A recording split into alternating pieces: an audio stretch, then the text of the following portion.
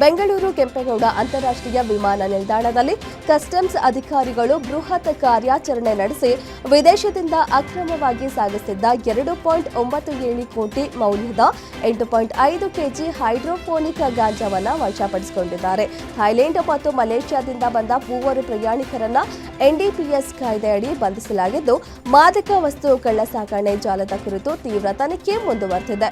ಥೈಲ್ಯಾಂಡ್ನ ಪುಕೆಟ್ ಹಾಗೂ ಮಲೇಷ್ಯಾದಿಂದ ಕೆಐಎಬಿಗೆ ಆಗಮಿಸಿದ 3 ಪ್ರಯಾಣಿಕರ ಲಗೇಜ್ ಬ್ಯಾಗ್ನಲ್ಲಿ ಅಡಗಿಸಿ ಸಾಗಾಟ ಮಾಡಲಾಗುತ್ತಿತ್ತು.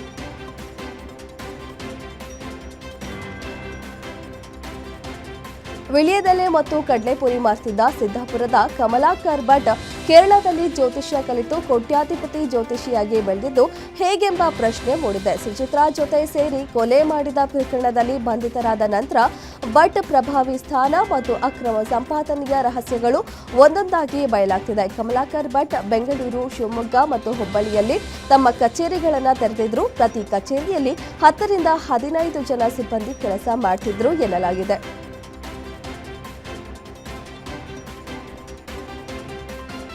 ಹುಟ್ಟಿದ 5 ದಿನಕ್ಕೆ ಮಗುವನ್ನ 2 ಲಕ್ಷಕ್ಕೆ ತಂದೆ ತಾಯಿಗೆ ಮಾರಾಟ ಮಾಡಿರುವ ಘಟನೆ ಕೋಲಾರದ ಶ್ರೀನಿವಾಸಪುರ ಪಟ್ಟಣದಲ್ಲಿ ನಡೆದಿದೆ. ನೀತು ರಾಘವೇಂದ್ರ ದಂಪತಿಗೆ ಕಳೆದ 5 ದಿನಗಳ ಹಿಂದೆ ಖಾಸಗಿ ನರ್ಸಿಂಗ್ ಹೋಂನಲ್ಲಿ ಮಗು ಜನಿಸಿತ್ತು. 2 ಮಕ್ಕಳ ತಾಯಿಯಾಗಿರೋ ನೀತು ಮತ್ತೊಂದು ಮಗು ಬೇಡ ಅಂತ ನಾರಾಯಣಸ್ವಾಮಿ ಅನ್ನೋರಿಗೆ 2 ಲಕ್ಷಕ್ಕೆ ಮಗುವನ್ನ ಮಾರಿದ್ದಾರೆ. ನಾರಾಯಣಸ್ವಾಮಿ ಎಂಬಾತ ಮಗು ಖರೀದಿಸಿ ಹೆಚ್ಚಿನ ಬೆಲೆಗೆ ಚಿಂತಾಮಣಿ ಮೂಲದ ವ್ಯಕ್ತಿಯೊಬ್ಬರಿಗೆ ಮಾರಿದ್ದಾನೆ.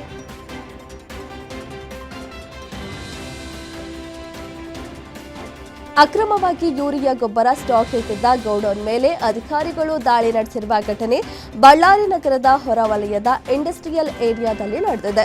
ಸರ್ಕಾರದಿಂದ ಬಂದಿದ್ದ ಯೂರಿಯಾ ಗೊಬ್ಬರ ಸ್ಟಾಕ್ ಮಾಡಿ ಕಾಳಸಂತೆಯಲ್ಲಿ ಮಾರಾಟ ಮಾಡಲು ಹುನ್ನಾರ ನಡೆಸಿದ್ರು ಎನ್ನಲಾಗಿದೆ. ಖಚಿತ ಮಾಹಿತಿ ಮೇರೆಗೆ ಕೃಷಿ ಇಲಾಖೆ ಅಧಿಕಾರಿಗಳು ದಾಳಿ ನಡೆಸಿ ಎಡ್ವಿನ್ ಎನ್ನುವ ವ್ಯಕ್ತಿಗೆ ಸೇರಿದ ಗೌಡೌನ್ನಲ್ಲಿ ಸುಮಾರು 4,000ಕ್ಕೂ ಅಧಿಕ ಚೀಲ ಯೂರಿಯಾ ಗೊಬ್ಬರವನ್ನು ವಶಪಡಿಸಿಕೊಳ್ಳಲಾಗಿದೆ.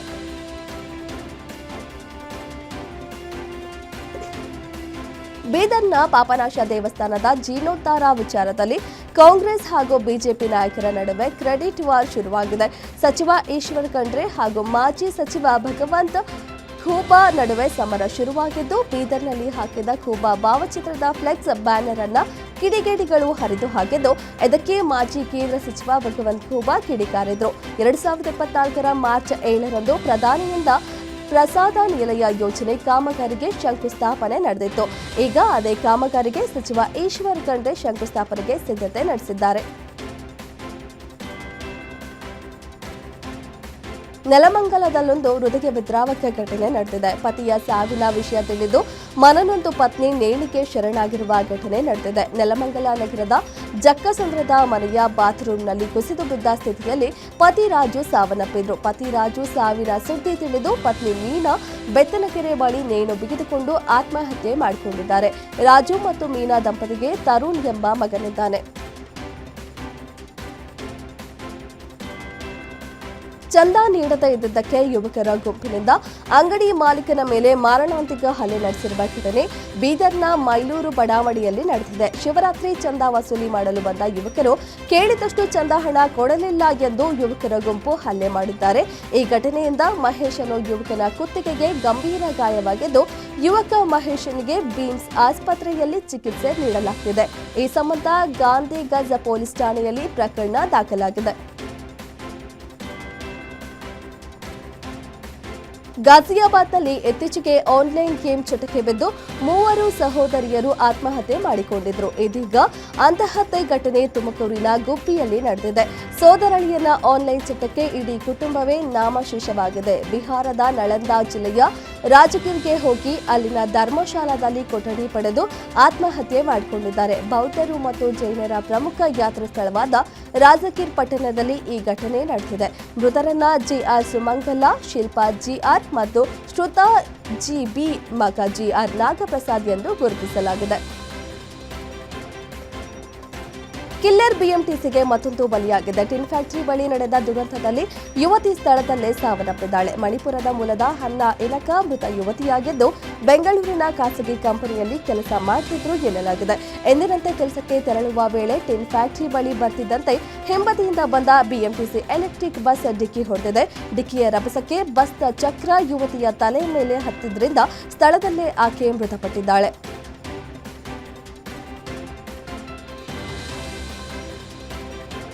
ತುಮಕೂರಿನ ಎತ್ತೇನಹಳ್ಳಿ ಗ್ರಾಮದಲ್ಲಿನ ಮಾರಮ್ಮ ದೇವಾಲಯದಲ್ಲಿ ಕಳ್ಳತನವಾಗಿರುವ ಘಟನೆ ನಡೆದಿದೆ. ಜಾತ್ರೆ ನಡೆಯುವ ವೇಳೆಯಲ್ಲೇ ಕಳ್ಳತನವಾಗಿದ್ದು ವಿಗ್ರಹದಲ್ಲಿದ್ದ 2 ಚಿನ್ನದ ಸರ ಕದ್ದು ಕಳ್ಳರು ಎಸ್ಕೇಪ್ ಆಗಿದ್ದಾರೆ. ಒಡವೆಗಳ ಲೆಕ್ಕ ಪಡೆಯುವ ವೇಳೆ ಕಳ್ಳತನವಾಗಿರುವ ಬಗ್ಗೆ ತಿಳಿದಿದ್ದು ಸ್ಥಳಕ್ಕೆ ತುಮಕೂರು ಎಸ್ಪಿ ಅಶೋಕ್ ಕೆವಿ ಭೇಟಿ ನೀಡಿ ಪರಿಶೀಲಿಸಿದ್ದಾರೆ. ಘಟನೆ ತುಮಕೂರು ಗ್ರಾಮಾಂತರ ಪೊಲೀಸ್ ಠಾಣೆಯ ವ್ಯಾಪ್ತಿಯಲ್ಲಿ ನಡೆದಿದೆ.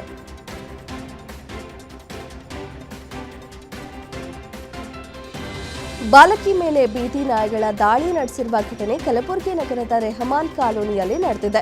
ಶಾಲೆಗೆ ಹೊರಟಿದ್ದ ಬಾಲಕಿ ಮೇಲೆ 3-4 ಬೀದಿ ನಾಯಿಗಳು ಏಕಾಏಕಿ ದಾಳಿಗೆ ಮುಂದಾಗಿವೆ. ಈ ವೇಳೆ ಅಲ್ಲೇ ಇದ್ದ ವ್ಯಕ್ತಿ ಬಾಲಕಿಯನ್ನ ರಕ್ಷಣೆ ಮಾಡಿದ್ದಾರೆ. ಇನ್ನು ನಾಯಿ ದಾಳಿಗೆ ಯತ್ನಿಸಿದ ದೃಶ್ಯಗಳು ಸಿಸಿಟಿವಿಯಲ್ಲಿ ಸೆರೆಯಾಗಿದ್ದು ಸ್ಥಳೀಯರಲ್ಲಿ ಆತಂಕವನ್ನ ಹೆಚ್ಚಿಸಿವೆ. ಬೀದಿ ನಾಯಿಗಳ ಹಾವಳಿ ತಡೆಗಟ್ಟಲು ಸ್ಥಳೀಯರು ಆಗ್ರಹಿಸಿದ್ದಾರೆ.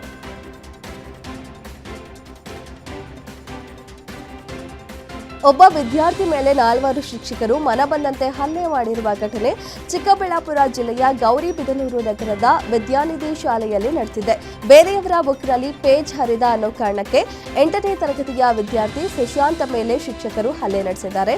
ಸದ್ಯ ಪ್ರಜ್ಞಾಹೀನ ಸ್ಥಿತಿಯಲ್ಲಿರುವ ವಿದ್ಯಾರ್ಥಿಗೆ ಖಾಸಗಿ ಆಸ್ಪತ್ರೆಯಲ್ಲಿ ಚಿಕಿತ್ಸೆ ನೀಡಲಾಗುತ್ತಿದೆ. ಇನ್ನು ವಿದ್ಯಾರ್ಥಿ ಮೇಲೆ ಹಲ್ಲೆ ಮಾಡಿದ್ದ ದೇವರಾಜು, ಹೇಮಾವತಿ, ವನಜಾಕ್ಷಿ ಹಾಗೂ ಇತರರ ವಿರುದ್ಧ ಸುಶಾಂತ್ ಪೋಷಕರು ಆಕ್ರೋಶ ವ್ಯಕ್ತಪಡಿಸಿದ್ದಾರೆ. ಮಾರತಹಳ್ಳಿ ಪೊಲೀಸ್ ಠಾಣೆ ವ್ಯಾಪ್ತಿಯಲ್ಲಿ ಉದ್ಯಮಿಯೊಬ್ಬರ ಮನೆಯಲ್ಲಿ ನಡೆದಿದ್ದ 18 ಕೋಟಿ ರು ದರೋಡೆ ಪ್ರಕರಣಕ್ಕೆ ಸ್ಫೋಟಕ ತಿರುವು ಸಿಕ್ಕಿದೆ. ಈ ದರೋಡೆಯಲ್ಲಿ ನೇಪಾಳ ಮೂಲದ ಗ್ಯಾಂಗ್ ಇರೋದು ಬೆಳಕಿಗೆ ಬಂದಿದೆ. ನೇಪಾಳದ ಈ ಗ್ಯಾಂಗ್ ಸದಸ್ಯರು ಶ್ರೀಮಂತ ಉದ್ಯಮಿಗಳ ಮನೆಗಳನ್ನ ಟಾರ್ಗೆಟ್ ಮಾಡಿ ಮನೆ ಕೆಲಸಕ್ಕೆ ಸೇರಿಕೊಳ್ತಿದ್ರು. ಬಳಿಕ ಅಲ್ಲಿನ ಎಲ್ಲಾ ಚಟುವಟಿಕೆಗಳನ್ನ ತಿಳಿದುಕೊಳ್ತಿದ್ರು. ನಂತರ ದರೋಡೆ ಮಾಡಿ ಪರಾರಿ ಆಗ್ತಿದ್ರು. ಇದೀಗ ಮಾರತಹಳ್ಳಿ ಪೊಲೀಸರು ಆರೋಪಿಗಳಿಗಾಗಿ ನೇಪಾಳ ಸೇರಿದಂತೆ ಹಲವು ರಾಜ್ಯಗಳಲ್ಲಿ ತಲಾಶ್ ನಡೆಸುತ್ತಿದ್ದಾರೆ.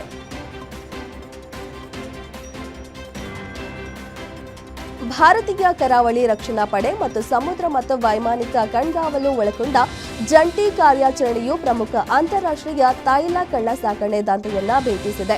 ಈ ಕಾರ್ಯಾಚರಣೆಯಲ್ಲಿ ಕರಾವಳಿ ರಕ್ಷಣಾ ಪಡೆ ಮುಂಬೈ ಬಳಿಯ ಕಡಲ ತೀರದಲ್ಲಿ ಅಕ್ರಮವಾಗಿ ತೈಲ ಕಳ್ಳ ಸಾಗಣೆ ಮಾಡುತ್ತಿದ್ದ 3 ಹಡಗುಗಳನ್ನು ವಶಪಡಿಸಿಕೊಂಡಿದೆ. ಯುದ್ಧ ಪೀಡಿತ ದೇಶಗಳಿಂದ ಅಗ್ಗದ ತೈಲವನ್ನ ಖರೀದಿಸಿ ಈ ತೈಲವನ್ನ ಅಂತಾರಾಷ್ಟ್ರೀಯ ಸಮುದ್ರ ಮಾರ್ಗದ ಮೂಲಕ ಸಾಗರದ ಮಧ್ಯದಲ್ಲಿರುವ ಇತರ ಮೋಟಾರ್ ಟ್ಯಾಂಕರ್ಗಳಿಗೆ ವರ್ಗಾಯಿಸುವ ಮೂಲಕ ಲಾಭವನ್ನ ಗಳಿಸುತ್ತಿದ್ದರು.